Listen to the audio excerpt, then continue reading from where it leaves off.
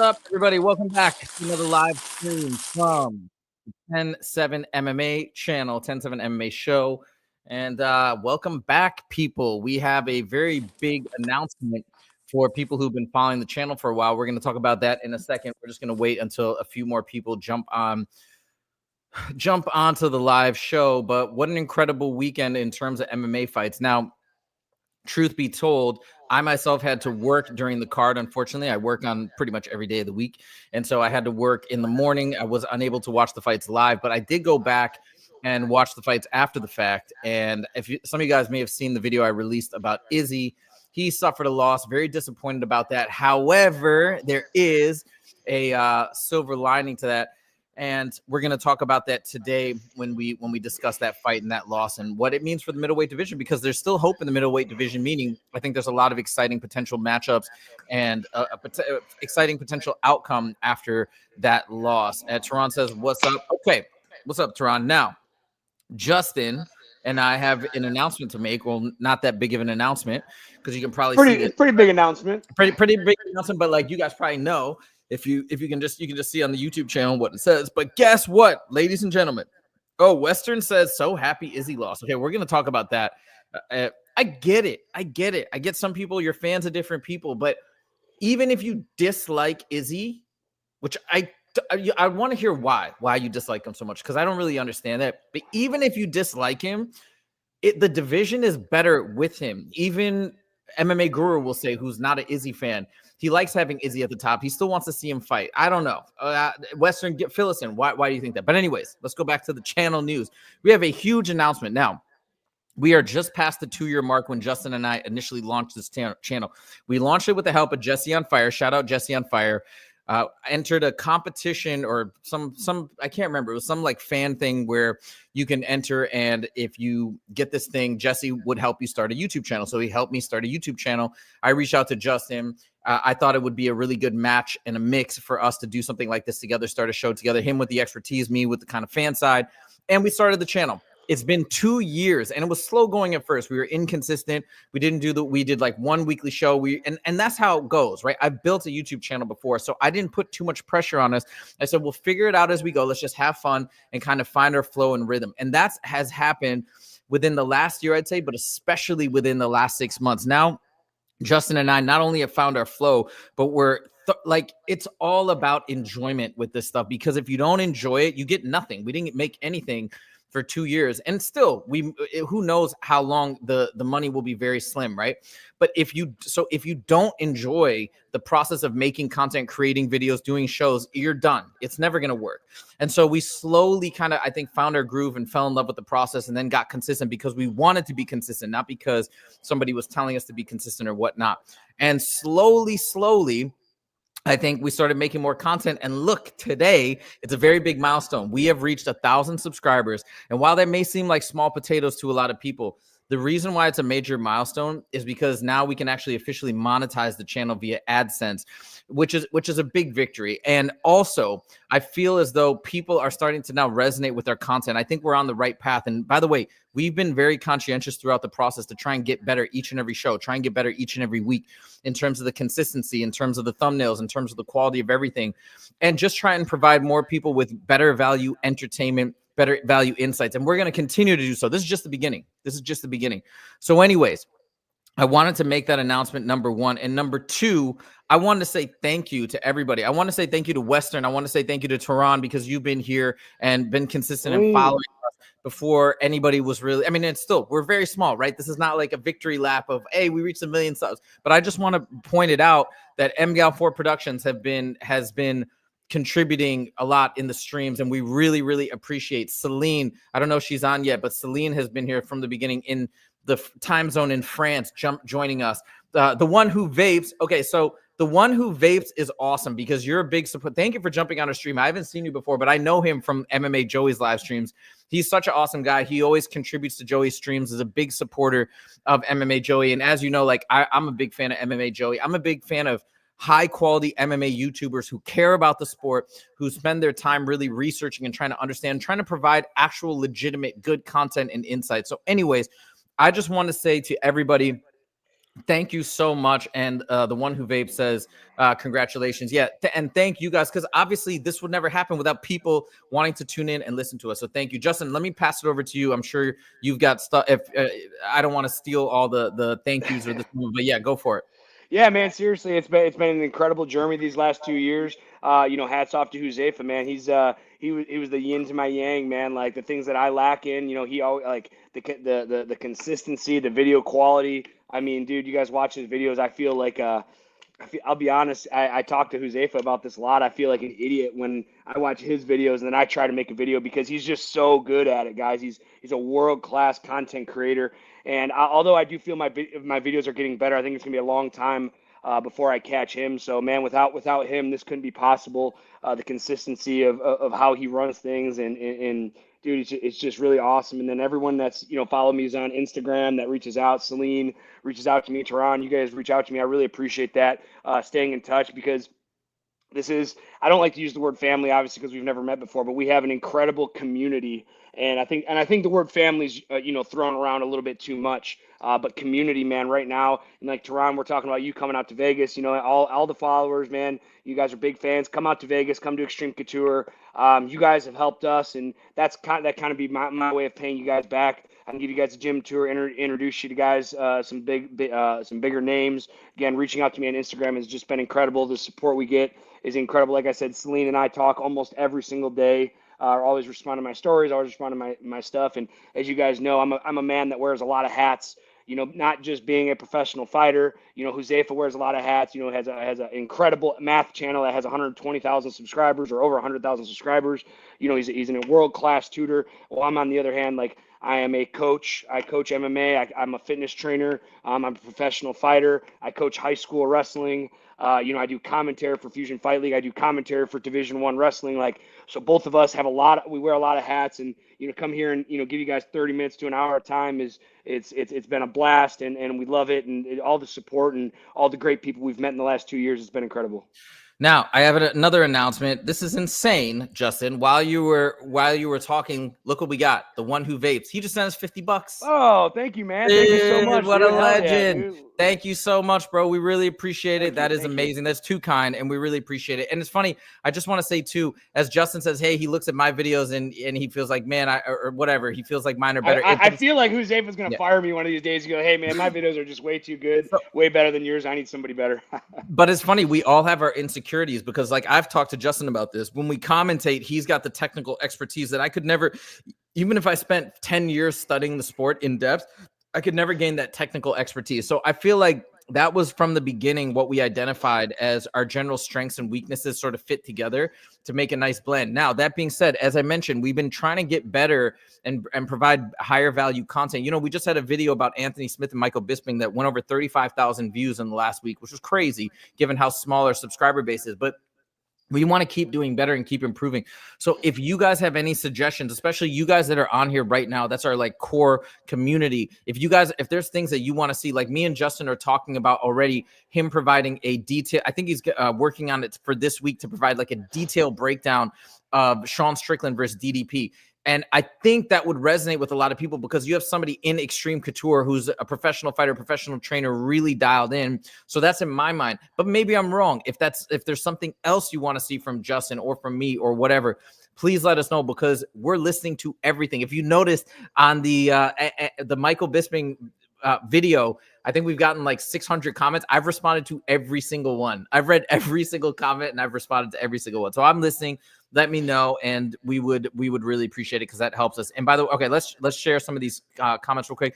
Justin, I would love to come see the gym. That's how I met Justin at the gym, training, did some Muay Thai, and we still continue to train when we are together. Man, Muay Thai and well, just MMA in general, it's so fun to train. Sorry, Justin, what were you gonna say? Yeah, no, dude, and this is an open invite, man. Like as you come to the gym, introduce yourself, tell me how you heard of everything, man. I would love to. I've met some of the greatest people I've ever met. Guys like Huzefa, who's just come into the gym. I want to train, because during our training session, we're not just talking about Muay Thai. We're not just talking about MMA. Like we're talking, hey, what do you do for a living? What do you do? What do you do for fun? Where do you live? So on and so forth. So we developed that relationship, and one of my best friends in the whole wide world. I met the same way, man. Jeremiah Self out of Self Equipment. He funny story. He comes in the gym and he's a very successful tractor salesman. He's like, I'm going to take a break. I want to focus on MMA and train and become a fighter. I was like, all right. Well, after a week of training, he realized, yeah, this isn't for him. And that was shit. That was 15 years ago, man. And we talk every week and we talk about all the fights. And I've been to his house, a dozen times throughout the years in Oklahoma to spend time with him and his family. I went there for Christmas one year. Like the relationships I've developed with guys just coming in, like MGAL4 Productions coming in. Like, the relationships that I've made over the years. Look at Huzefa. I consider him one of my closest friends in the whole world. And he came out here for Halloween. We're out partying, having a good time. Remember, it's not just about MMA for us. There's a very good relationship that develops between two people, man. And although MMA can be that opening block or that start, it's more than that to me, and it's more than that to us. All right, couple more. The one who vapes says, you both compliment each other. Strong dudes, great getting insight from others who train and have experience. Thank you. MGAL4 Production says, awesome community at Extreme. That's totally true. A bunch of savages. Yes, it's crazy. Still remember the first time when somebody yelled across the mat, was like, yo, you got some good striking to me when I was hitting pads with Justin. That like made my week. Who was it? It was somebody who was a kickboxer, I think, is what you said. It wasn't an MMA guy, it was a kickboxing guy. So I was like, oh my God, that's the first time I've gotten like a compliment from like a professional. That was so cool. And then, okay, so this is the gist of it. I just wanted to highlight one more thing. If you sign to fight Justin James, you better be ready to go to war. Let's go. Well, he's got to fight in a month. We're going to talk about that later. But all right, we got to get into it because there's a lot of stuff to talk about this week. First and foremost, we got to talk about Izzy's loss. So if you guys saw the fight on Saturday, round 2, Nasruddin Imavov, great fighter. Have to give him lots of props. He is a Dagestani fighter, but he fights out of France. French, I believe, is his first language. I could be wrong about that. Maybe it's Russian or maybe something else, but he's a fluent French speaker, doesn't speak English. He looked crisp. His striking looked good, but man, I was disappointed with this outcome for the main reason two main reasons. One, I am a fan of Izzy, and I know some people don't like him, but I think you have to agree it's more fun with him at the top than not, in my opinion. But number two, when I saw the fight, when I saw the first round, even Dana White said this as well. Izzy looked like the better fighter. He was looking amazing. He was looking sharp. He was looking fast. He was looking slick. Everything was landing, and it was and by the way, I also want to hear your thoughts on this, Justin. There was an eye poke, and like 5 seconds after the eye poke, Nasruddin nails him with the right cross. Boom, right on the button, drops him, finishes him with ground and pound. Anyways, so I was quite disappointed. I felt like overall Izzy seemed to be the better striker. I wanted him to get that victory and see what he could do at the top again, but he lost. So I was disappointed regardless of the fact, but it was a great fight. Justin, what are your thoughts and takeaways from this fight? Here we go. We're just getting a guy at the end of his career. You guys know my choice before the fight. Izzy's taken a lot of time off. He had an incredible training camp. He was mentally focused. But that's the thing. MMA is unforgiving. The biggest thing I can relate so much just because I was coaching high school wrestling regionals. I didn't get to watch the card. I saw highlights of it, but I was at a wrestling tournament, and there's guys on the team that do everything right throughout the year, diet right, aren't partying, all this, all that, and then unfortunately come up short. And that's how I felt about Izzy too. In the highlights that I saw, he looked incredible. He looked great, but the eye poke, and it's funny. It's so funny because how MMA how it's not just a freak thing. Like Huzefa, you were at my last fight. Like I looked great, I felt great, had an incredible training camp, had an incredible weight to take the guy down, winning the fight, and then I get poked in the eye. The referee goes, nope, wasn't a poke, and I'm like kind of backing up like this. He throws a spinning heel kick, hits me in the head, and knocks me out. And it's like it's a game of inches, guys. You can't blame an eye poke on a knockout. Unfortunately, his head was just in the wrong place at the wrong time, and there's nothing you can do about it, man. And it really sucks. Izzy's been around for a long time. A lot of guys talk about how he's the middleweight GOAT, or at one point they were talking about how he's the middleweight GOAT, and all these new fans that got to see him fight for the first time in this fight. It's just really depressing for me because you don't get the respect that like I have or you have because you didn't get to see this guy in his prime. And unfortunately, again, the sport's unforgiving. The sport doesn't know anybody anything, including Izzy. who was an incredible champion for a very long time. Sport doesn't owe him anything. Sport doesn't owe me anything. It's a quick sport that the sport moves on from guys like Izzy fast. I mean, you look at Anderson Silva, 16 fight win streak, goes against Chris Weidman, gets gets fluke knocked out, then goes in again and has a camp, gets his leg broke. Like I said, it's just, this sport is brutal, man. And if you stick around too long, it will catch up with you. And it caught up with Izzy in the second round. Okay, let me ask you this, because this is a question that I've been wanting to ask you all weekend. I hear people like Luke Thomas, veteran in the sport, so no disrespect here, but he's saying that he now thinks maybe Izzy should retire. You hear other people saying, all right, well, maybe now the age is catching up with him, maybe this, maybe that. And tell me if I'm wrong, if that one shot hadn't landed and Izzy was winning, for sure, won the first round, hands down, was probably winning the second round until the eye poke. If Izzy after that would have landed, let's say, a beautiful head kick and knocked Imavov out, it would be the exact same narrative. I'm not talking slightly different. I'm saying polar opposite. Izzy looked better than he's ever looked. Oh my God, he's on top again.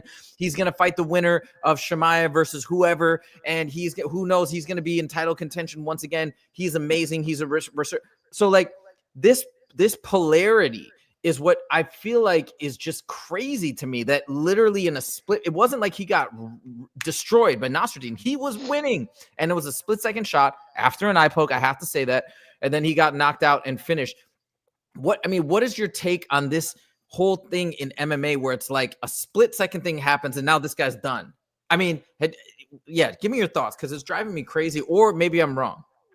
You know what drives me crazy is you'll never hear me talk about, unless asked, but I never give my opinion of when I think guys should retire, because that's on the fighter, man. And you're exactly right. He looks incredible. He happens to catch the lucky punch instead of his opponent. Now everybody's praising and how he should be, the champ. And someone like Luke Thomas, who the fuck's Luke Thomas? Has he ever fought before? Like, or is he just another commentator? Like, I don't even know who this guy is. Yeah, just a journalist. Yeah, exactly. Who I really, man, and it bothers me so much when these journalists want to censor what they think. Who cares what you think? I don't care what you think. Nobody should care what I think about retirement. Remember, that's on Izzy and for Izzy to decide. And when people call, oh, he should retire. Hey, you know what? You should retire from journalism then, because at the end of the day, it's the fighter's choice and it depends on how the fighter feels. And it really bothers me, man. And I'm starting to get heated because I hate when people say like, oh, hey, maybe you should start thinking about retirement. Maybe you should shut your effing mouth, because this is my job and I put everything into this job.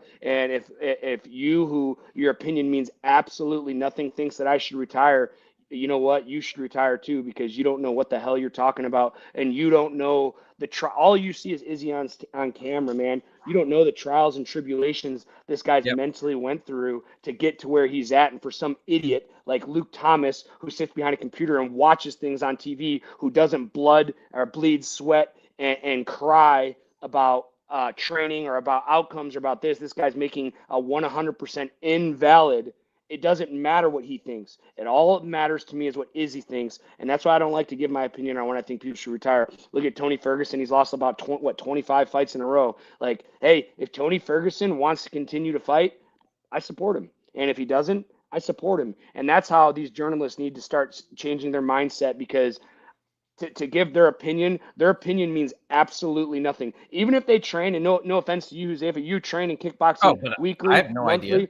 You spar and you've been hurt. I mean, we were talking about how you got rocked a couple weeks ago in training. Yeah. Have I ever said, hey, man, maybe you should stop training? Absolutely not, because when you want to stop training, that's on you. It's not for me to tell you. It's not for Luke Thomas to tell you. It's not for your mom to tell you. It's not for your dad to tell you. And who am I to talk about when Izzy should retire, when we're talking about one of the greatest middleweights of all time? And it just makes me so mad when people want to stick their nose in their opinion in other people's business. Luke Thomas, shut the F up, and everybody should shut the F up, because, again, with one punch switch that Izzy lands that good shot instead of him, he's going to be sitting there praising him and, oh, my God, he's the greatest shot. Man, your opinion is just so invalid to me, and it should be invalid to everybody else as well. Now, even from a logical perspective, like, yes, I'm not a fighter, but I knew immediately when he's saying that, I thought this is such a dismissive statement, because think about it. You're just looking at about 7 minutes. I said this in the video I made about Izzy. You're looking at about 7 minutes of fight footage. You're not even asking the team about how he looked during the training camp. What's his psychological state from this camp to the last camp? Like, there's so many facts. Where is he physically? Has he done stem cell therapy? Has he done all these regenerative things where maybe he's in the best shape of his life? Like, you're just looking at 7 minutes, and I can't understand it. And Luke Thomas is a smart guy, so to me that was a bit bizarre. But that's why I wanted to hear the fighter's perspective. Okay, I gotta say one thing though. This made me really happy when I found out about this, because I'm like, man, Izzy lost. I was really hoping he was going to win. I thought he was going to win. I just thought it'd make the division more fun. But MMA Guru actually brought this up, and I think this is actually really dope. He lost, right? Okay. But somebody's going to lose in DDP versus Sean Strickland, right? Now, let's say, I know Sean's your boy, and I'm not saying he's going to lose, but let's say he loses. This is perfect. Sean Strickland off a loss. Izzy off a loss. Rematch. Amazing rematch. But even if DDP loses, let's say maybe he gets an immediate title rematch. I don't think he will, though. If DDP loses, boom, rematch with Izzy as well. So I think actually, because I don't really want to see Izzy fight Robert Whittaker again, and fighting other guys lower down in the ranks is not as interesting to me. Me personally, I'll see him fight. I'll watch him fight whoever. But those are very exciting fights. What do you think about that? I mean, we're back on that subject of rinse and reuse and recycle, man. We've seen all these matchups before, and honestly, we're going to see these matchups just hoping for a different outcome. So what we can see a three-peat, say Sean and Izzy go. Izzy wins a split decision. All right, well, now we have to watch him fight a third time. And then the same thing with the other matchups as well. I mean, if it's a fresh matchup, I'm about it. But this whole rinse and reuse and recycle at all weight classes, you know, we're talking about bantamweight. Like, who's Merab going to fight next? Like, he's already fought like 6 out of the top 10 guys in the division, and he's beaten all of them. Like, I want to see new matchups. I want to see fresh faces. I want to see new guys like, you know, I know Hamzat get an opportunity. You know, I want to see guys they're on the up and coming I can get excited about. But I mean, I'm just not, as much as I like Izzy, as much as I like Sean. Like, this is like watching the Chiefs in the Super Bowl for the 5th time. It's like I probably won't even watch the Super Bowl this time, because I've seen this matchup. I've seen them in that position so many times, and it's just I'm just kind of over it. And again, I like all these guys. I like them all personally, but I want new matchups, and I want new blood, and I want a new taste in the division. And I just really think that the division and the UFC is going to lose a lot of fans. And again, if Izzy rematches Robert Whittaker, I'm probably not even going to watch it. If Sean rematches Izzy, I mean, I'll watch it if it's convenient, but I'm not going to be like, oh my God, I'm so excited about this. You know, I want to see, like, when we talk about like Islam going up to 170 fight Bilal, like, wow, that's exciting. Like, I'm going to make a time. I'm going to make a time and set time aside to go watch that. But all these rematches, whether it's the second rematch or the third rematch, even Sean and I being personal acquaintances, or I'm not going to say we're friends because we don't hang out on the weekends and shit, but personal acquaintances that I see him daily, like, I just don't care to see that fight again. That's fair. And I usually would agree with you and side with you and say, yes, I want fresh matchups as well. I just, the fact that Izzy star power, Sean star power, so that seemed interesting to me, and a rematch sounded cool. But fair point. Let's talk about a couple of these comments. And go for it. One thing. So, okay, let's say Izzy goes out there and beats Sean. Now are we going to be talking about Izzy deserves a title shot after getting knocked out? Exactly. Like, yeah. So he gets knocked out by this up and coming, a guy that I've never even heard of. You know, that I've never seen fight before. And maybe I've seen him just not realize it, because all these guys' names are just so close that I can't even differentiate. So now Izzy beats Sean. Now he gets a title shot over the guy that knocked him out in the second round. That's the stuff I'm talking about. Like, I just, you know, when you talk about the UFC as a company and as a business, as a fan, I think the best fighters should fight, and I don't think it should always be the best narrative that should fight. I think the best fighters should fight. And actually, I disagree. I'm going to revoke that statement. I do like how the UFC has a little bit of WWE to it, where they're trying to match up the matchups where they make the most money, and, you know, that has the most excitement. But then again, Sean loses, rematches Izzy, Izzy wins. Now that puts him in front of the guy that just knocked him out for a title shot, and I just don't agree with that. Ooh, okay, so fair point. All your points, very, very fair. We got a couple of comments I want to highlight. Tehran said, oh no, not that comment. No, who was it? Gal4 Production says, how good is Strickland? He beat Imavov at 4-1. I forgot about that. Yeah, he did beat him pretty convincingly. We had another one. Hold on, from the one who vapes. Training sparring is close enough to be competition. All experience you learn from. True. I mean, I don't spar very hard, so I don't know if mine. But yes, I definitely do learn from my sparring, if that's what you're talking about. And MGAL4 Productions also had your back on two things you don't ask a fighter about: the weight and retiring. Yeah, Ariel asks about that all the time. I actually feel so bad when he does ask fighters about that. I do feel like that's kind of private. Okay, let's move on to topic number 2. And the next thing is MVP. Holy smokes. Ooh. Dude, MVP, I know you made a video talking about what Shara Bullet you think he should do next, but I just think, dude, if you're gonna try and be a pure striker against MVP, he's so confusing and his fight style is so weird that I think you're gonna be screwed. You have to do something different, and you have to try and mix in some sort of wrestling or takedowns, because it's like these MVP. I almost look at him, and you tell me if you disagree with this. Almost like a DDP kind of guy, where obviously he's not DDP. Like, he's super athletic. He's just so nimble and fast and quick and crazy.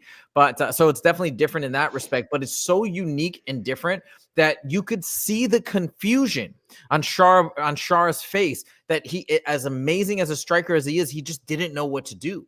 And so when you sort of build this very, very unique style, I feel, Justin, you tell me if you agree or disagree, but when you take these very, very unique physical characteristics and build a completely unique, almost like revolutionary, maybe not revolutionary because it's that point style of karate, taekwondo fighting, or whatever you want to call it, but build a very particular style around your unique set of physical characteristics, it becomes such a difficult strategy, such a difficult style to beat. And that's where MVP is. So, I mean, Justin, what do you think? Am I onto something? And what's your takeaway?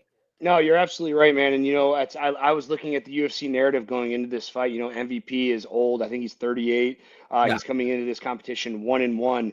We talking about tailoring guys to the top, and I really feel the UFC was really trying to do that. And I talked about it in my video yesterday. He comes to the UFC in 2023.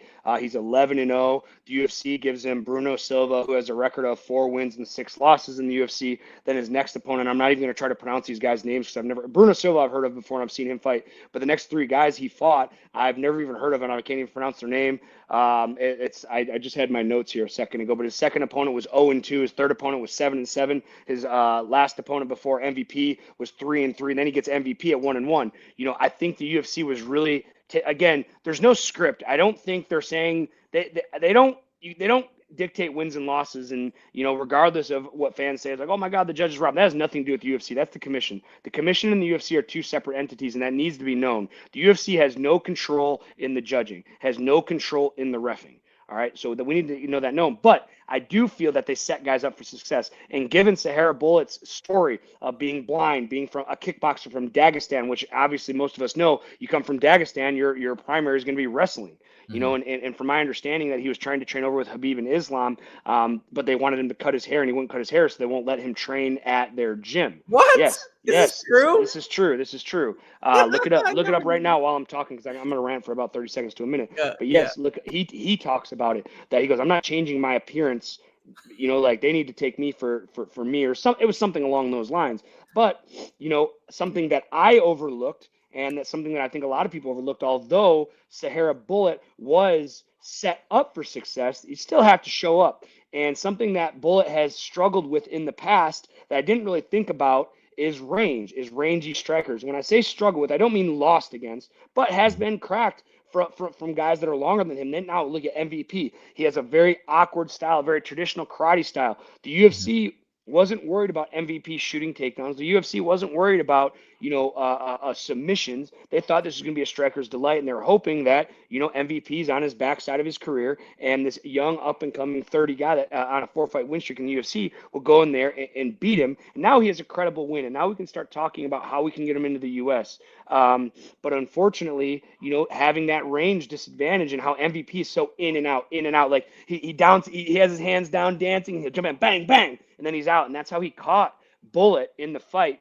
And so it's something I overlooked. I really thought that I've seen Bullet struggle in the past with range, but I was thinking that the UFC maybe knew something I didn't, and this was going to be a better matchup for him. I am a big MVP fan, and I am a Bullet fan, and I know that you love Bullet, and you have all this hype. And how can you not love him, dude? He's blind in one eye. He's a kickboxer from Dagestan. He's 30 years old. He's about to get into his prime here in MMA. Like, he has all the tools to be an incredible fighter, and he is an incredible fighter. Unfortunately, he just came up short in this matchup, and I think he's. Oh, I think we lost Justin. Oh, there we go. Oh, we can't hear you, Justin. Yes, can you hear me Oh, now now? I can hear you. Now I can hear you. Yep. I just ignored someone's call, so they might call again. And I have my stuff. Okay. We lost you again. Okay. Okay, so Oh, yeah, yeah, now I they can might hear you. even they might even call a third time. I just keep ignoring their calls, but yeah, I have it on Do Not Disturb, so I don't know why phone calls are going through. Anyways, No worries. so you have this narrative. The UFC wanted him to win. Unfortunately, MVP said not today, young blood, and came through and worked his range, worked his striking, and that's another thing. MVP going into this matchup wasn't afraid of the takedowns. He wasn't afraid of the grappling. He knew all he had to focus on was his striking, and as long as he outstrike Bullet, that he was going to win this fight, and that's exactly what he did. Crazy. Okay, so I looked up the story. It is true. Hold on. I'm going to share my screen, guys. Check this out. This is wild. I did not know this. Okay, so Shara Bullet says the first one I always had. So he's talking about these rules, apparently. So that he was told that Habib's father said, he said 3 things that are important for an athlete.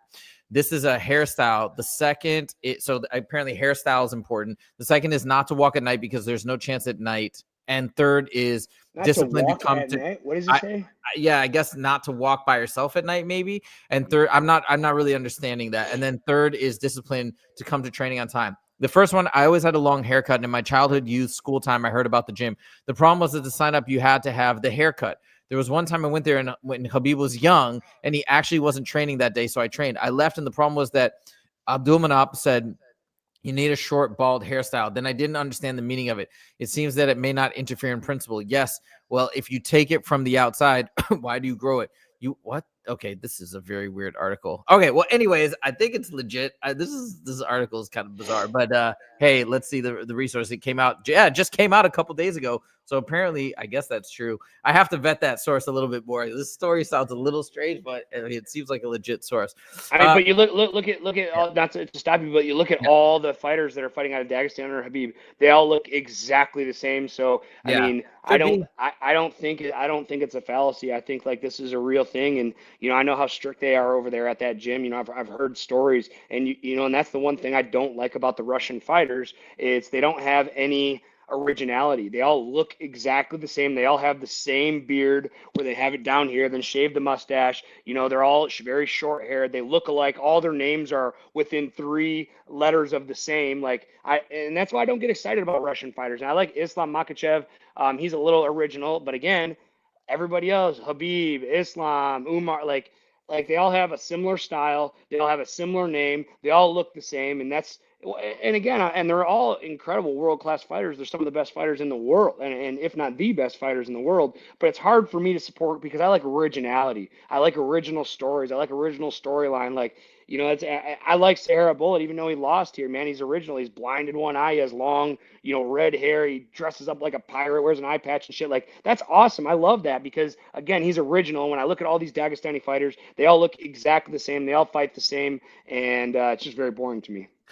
Fair enough. I kind of like that they all have this solidarity and they're all kind of almost like homogenous in a sense because it just feels like, hey, they have just this amazing sense of community. But I totally get your take. And definitely Shara Bullet is unique. We're going to talk about, I'm going to highlight a couple comments. We're going to move on to the next topic. Just some interesting. Wait. We never even talked about what's next for MVP. The That's question is, yeah. Gotcha. No, you talk. You're right. We totally missed it. People are putting in really good comments about what's next Go ahead. for Shara. But no, go to MVP. I totally forgot that was our topic. What is next for MVP? What do you think? Dude, I'll be honest, man. I don't know. Like this, I thought he was going to lose this fight, and then we're going to talk about. But at the end of the day, MVP is never going to be a champion. As much as I like him and I like his style, and he get mad at me for saying this, but I just don't think he's a complete fighter. I don't think. I mean, we're talking about Ian Gary, who out wrestled him and out grappled him, and Ian Gary's not known for his wrestling and grappling. Now you put someone like Hamzat in there. I mean, we're looking at a first round finish. You put somebody like Colby Covington. Yeah. I mean, that's a matchup for Colby Covington if the UFC wants him to get a win. Because you put Bilal, you think he's ever going to beat Bilal? Yeah, no way. Unfortunately, MVP is going to sit on the shelf right now until they have an up and coming guy that thinks that they can that they needs a credible win. And unfortunately, I just think this guy's going to be a stepping stone for the up and comers like Bullet and anybody else coming through that the UFC wants to win, because again, they never have to worry about the wrestling, they never have to worry about the submissions, as long as they get by MVP's striking, which easier said than done. I mean, they're probably going to win. Again, you look at Ian Gary. Like, I thought that was going to be a striker's delight. And Ian Gary, again, not known for his wrestling, not known for his grappling, goes in there and tools MVP up. I thought Bullet was given the perfect matchup for his style, and unfortunately came up short. MVP is just going to be used as that guy that's going to supposed to shoot guys up into rankings. I don't think the UFC is going to cut him, even though he has a win, or he's coming off a win. He's 2-1 in the UFC right now. I think they're going to hold him around for a long time because he's always going to be in exciting fights. He's never going to use his wrestling, and it's going to give opportunity for those young guys to come up there and beat this guy, because I believe he's 38 or 39 years old right now. So I think 30. Yeah, I think 38. He did mention he was. So there's two fights that he mentioned that I think both are actually interesting. One, which is very likely to happen, could happen pretty soon. He wants to fight Leon Edwards. So depending on how Leon Edwards' next fight goes, I could see that matchup, and he wants to do it in London. The second one, which is crazy, is he says he wants to move up 2 weight classes and fight Yuri. That would be so fun, but that's a little crazy. That's a little out there. Real quick before we move on, because we got to jump to the next topic, but we also saw some great suggestions for what's next potentially for Shara Bullet. Somebody said Shara versus Adesanya. I don't know if that's exactly right timing just yet, MGAL4 Productions, but that could be cool. Another one, I've heard people say this too. Tehran said Bullet versus Bo Nickel. Bo Nickel did call out Bullet. That'd be an interesting fight. It's just you've got these two huge prospects in the USC, so one of them's going to lose, and it's like, I don't know if the UFC would do it, and I feel like Bo Nickel would probably just have the advantage, and I don't know, maybe I'm wrong, but interesting, don't get me wrong. I just don't know if the UFC would do it. All right, I think there's too much. I think there's too much star power behind both of those guys. Bullet, if he loses 2 in a row, like everyone's going to stop watching him fight. Bo Nickel has terrible striking. I mean, it's very, very elementary. So obviously, he's not going to try and stand with Bullet. He's going to make it a boring fight. And if somehow Bullet goes in there and knocks him out, now Bo Nickel just lost all that momentum. If Bo Nickel comes in and beats Bullet, I mean, then everyone's going to lose a lot about Bullet as well. So I think both of these guys are too young. And, it's just like when we talk about Shavkat versus Ian Gary, we have 2 up and coming stars. Like, give these guys an old vet that have some losses, man. Let them protect that 0. And I know Bullet doesn't have a 0, but I'd love to see him get back in the win column and see, man, we can't take stock away, because one of these guys are going to lose a lot of stock with a loss. And unfortunately, they're not going to draw, and they're not both going to win. So I don't think the UFC wants a stock to lose in these young up-and-coming guys when they can take an old guy like Adesanya, who obviously has lost a lot of stock over the last couple of years, especially after this past weekend. He can take a loss, and people say, well, he's old and this and that. One of these guys take a loss, and it's going to be detrimental to their career. That's fair. That's fair. So we shall see who they match Shara up with next. Okay, moving on. Oh, I'm gonna skip topic 3. We're gonna come back to it because we kind of spent a lot of time talking about Shara and MVP. It's about Shara's reported injury. We'll see if we have time at the end because I want to make sure we get through all this stuff here.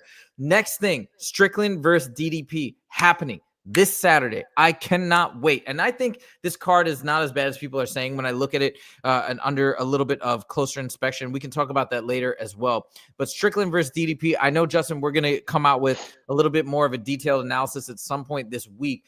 But I get more and more excited about this fight the more that I listen to both of these guys talk, especially DDP. As I mentioned, obviously we've heard Strickland like a million times. He's all over the place. He's doing interviews. He's hilarious. Normal Strickland stuff that he's saying, and definitely some of it controversial. But DDP, I am becoming a bigger and bigger and bigger fan the more I listen to him, because I just feel as though he's such a great example of that MMA mindset of just being utterly disciplined. He talks about how he gets in there and trains right after he has a fight the next day, doesn't want to miss a day. And also part of the reason why he does this is because he's actually obsessed with the sport. He loves the sport. And I love to hear that too, because I feel like that same mentality translates into other endeavors. And I, as I mentioned in the video I released earlier today, I draw a lot of inspiration from the fighters and the protocols that they follow in order to be champions and to be like super successful. So I think it's really cool. And also, he's such an underrated smack talker. The way that he throws little jabs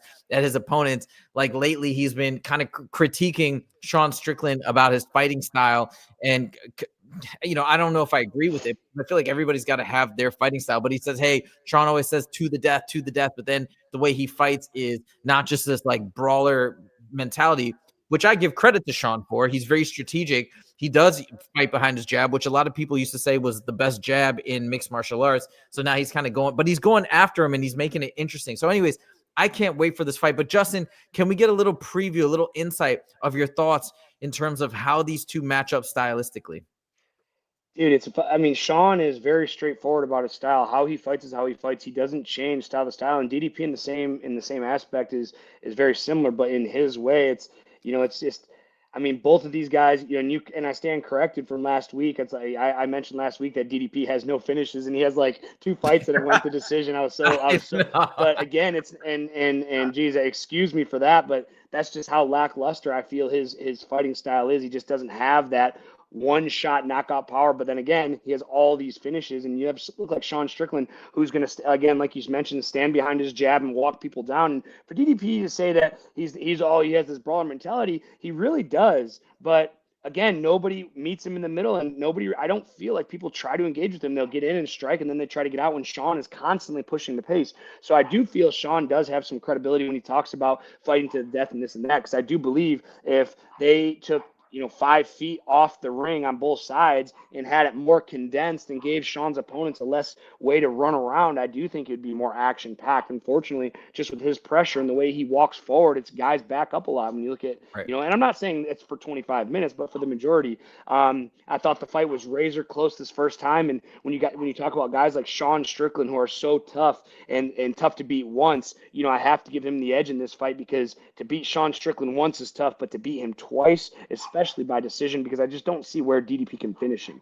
And again, we talk about 14 out of 16, fights not going the distance, which is just incredible. I don't think he's going to sub him. I don't think he's going to knock him out. Is it 100% out of the realm of possibility? Absolutely not. But as a betting man and a strong betting man, I just can't see a fighter like Sean Strickland, especially with how focused he is and how much he's been focusing on his wrestling and grappling, lose to DDP twice. But then again, I've been wrong before, and I might be wrong again. And maybe I'm biased because I see Sean and I don't see DDP training. Now, if I went to DDP's gym in the evening and Extreme Couture in the morning and got to see both of them train, maybe I have a different perspective. But Sean Strickland trains so hard. And regardless, and I say this all the time, how you feel about his political views or his life decisions, that doesn't matter. That doesn't take away from the fact of this guy eats, breathes, and sleeps MMA. And he talks about it that if he didn't do that, he'd probably be in jail. So I'm going with the Extreme Couture guy, Sean Strickland.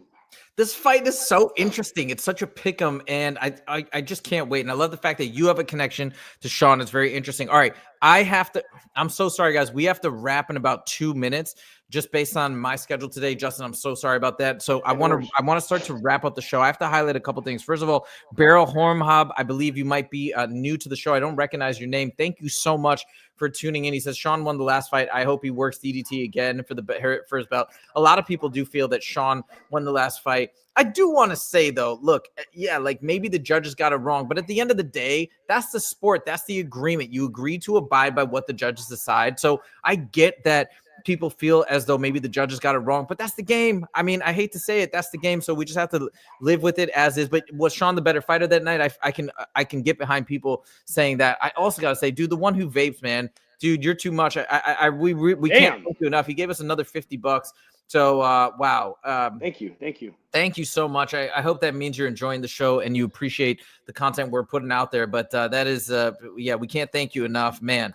Tehran says DDP trash talk is similar to Dominic Cruz. Very true. He kills you with facts. Like, he's a smart dude. He's a really smart dude. Last thing I want to end on is people criticize Sean Strickland's fighting style or other people's fighting styles. Now, Justin, you're the fighter, so I want to hear your take. But like, and I have to wrap in like a second here, but it's like it's so difficult to get to the UFC. Then it's so difficult to be in the top 15. Then it's so difficult to be in the top 5. Then it's so difficult to be a champ. So to even cultivate a style that can be so successful as Sean has done, where he can get to the top of the sport and then actually win a championship against one of the greatest middleweights of all time, and then on top of that have to be critiqued that your fighting style that is so dominant, that is winning and so successful, is not exciting enough. Like, I just don't even understand how people can give him a hard time. I mean, do you agree, or do you feel that criticism is fair? Like, I'm blown away. Like, how hard is it to do that? And then you got to deal with this. What do you think? Yeah, man, it's just like Sean. I think the thing that people and I'm included, that criticize Sean's style is it's very lackluster. When I say lackluster, He doesn't spin. He doesn't have that, that one shot knockout power. Like when you look at someone like Potan who hits with a left hook and guys just die. You know what I mean? Like Sean has rocked guys, but they're never like 100% fully out. I'm not saying never, but a lot of the time they're not. And it's just very predictable. He fights behind his jab, he throws across, and has teep kicks. It's just you don't see him switch kicking to the head, 1-2, finishing with a rear leg round kick when everyone's just like blown away. But what Sean has done, he has taken the basics of MMA, jab, cross, teep kick, and he's perfected them. And regardless how you feel, if it's boring or not, like that's how you win fights. You take basics, you perfect them, and that's what Sean Strickland's done. Yeah, and it works. And it like works. Most people can't get it to work, and he makes it work. So anyways, I just wanted to put that out there. There's a couple topics that we didn't get to cover, but we had a really fun discussion. Guys, thank you so much. We are having a blast. This is a huge day for the history of this channel and this duo with me and Justin. So we are so excited to reach 1,000 subscribers today. And we just want to say thank you to everybody. Thank you for joining on today's stream. I hope you enjoyed it. The one who vaves, thank you twice for those donations. We can't tell you how much we appreciate it. And we will see you in the next episode. And we have content coming out every day now, if you haven't noticed. So we'll see you before Friday, but we'll see you at the live next Friday. Thank you guys so much. We'll see you in the next video. Take it easy.